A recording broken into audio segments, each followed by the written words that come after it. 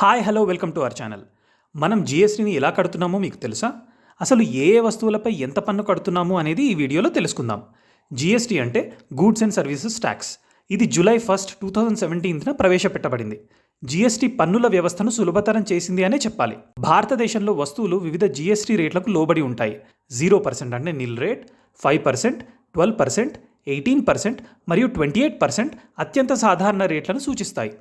రోజువారీ నిత్యావసర వస్తువులు నిల్ రేట్ అంటే తాజా పాలు మరియు పాశ్చరైజ్డ్ పాలు, బియ్యం, తాజా మాంసం మరియు గుడ్లు, తాజా పెరుగు మరియు పన్నీర్, తాజా పండ్లు మరియు కూరగాయలు, సహజ తేనె ఇవన్నీ ప్యాక్డ్ కానివి 0% జీఎస్టీ.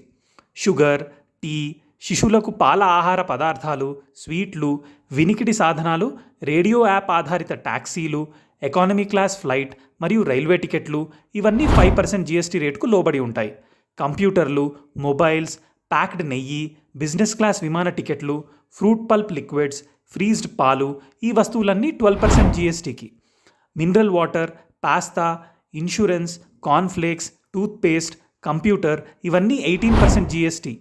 కెఫెన్ పానీయాలు, పొగాకు ఆధారిత పదార్థాలు, పాన్ మసాలా, ప్యాసింజర్ కార్లు, పోర్ట్లాండ్, స్లాగ్, అల్యూమినస్ సిమెంట్, ఏసీలు, డిష్ అండ్ వాషింగ్ మెషిన్లు ఇవి హైయెస్ట్ జీఎస్టీని కలిగి ఉంటాయి, అంటే 28% అన్నమాట.